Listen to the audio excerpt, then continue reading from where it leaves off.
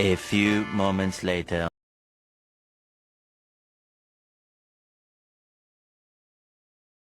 Gosok plastik dengan baju.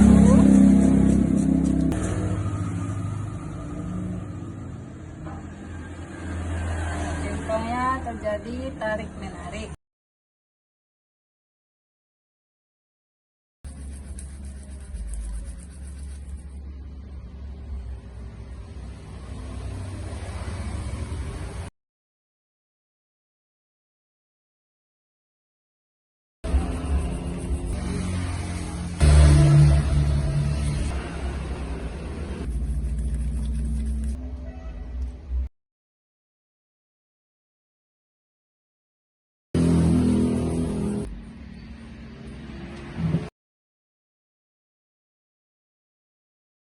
Berikut ini adalah percobaan arus dan tegangan listrik.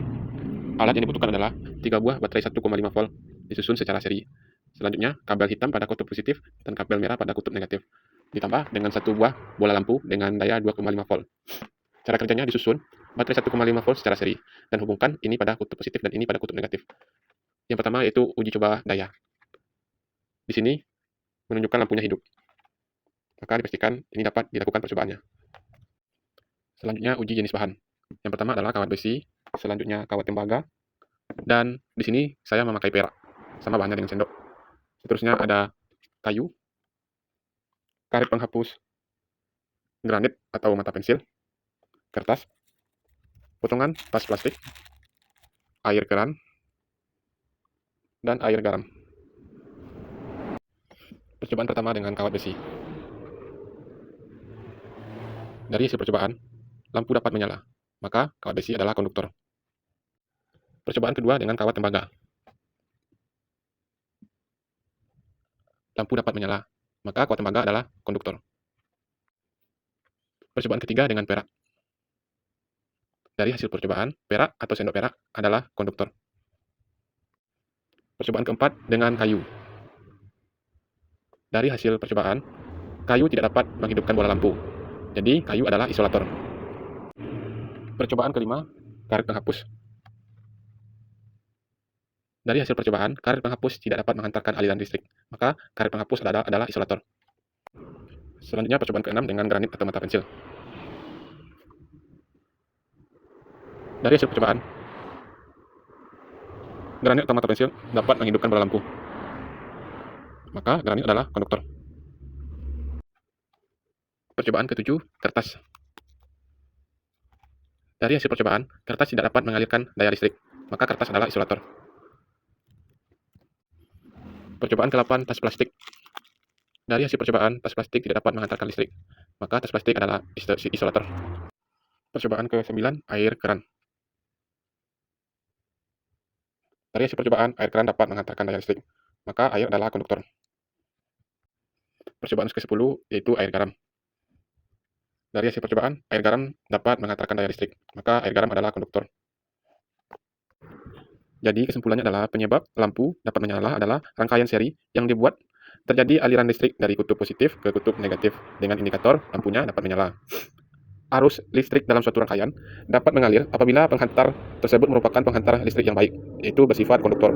Sebaliknya, arus listrik di dalam suatu rangkaian tidak mungkin dapat mengalir apabila penghantarnya bersifat isolator. Pada percobaan ini, beberapa bahan penghantar listrik yang termasuk konduktor antara lain yaitunya kawat besi, kawat tembaga, sendok perak atau yang berbahan perak, granit, grafit maksud saya, atau mata pensil, air keran, air garam.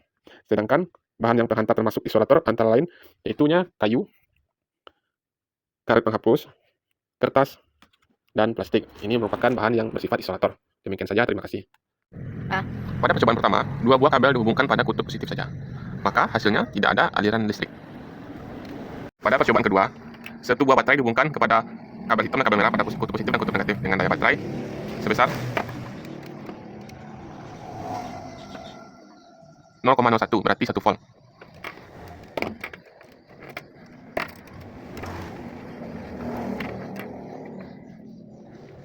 Pada percobaan ini, bola lampu tidak dapat dihidupkan karena daya baterainya kecil, sedangkan daya bola lampu sebanyak 2,5 volt. Pada rangkaian ketiga, baterai ditambahkan 2 buah secara seri dengan daya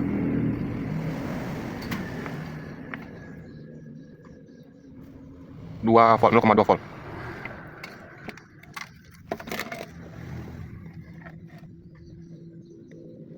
Maka bola lampu dapat dihidupkan. Dikarenakan daya baterai lebih besar dengan ditambahkannya buah secara seri. Akan tetapi bola lampu menyala agak redup. Pada yang keempat, baterai ditambahkan 3 buah secara seri, maka menghasilkan daya sebesar 0,4 volt.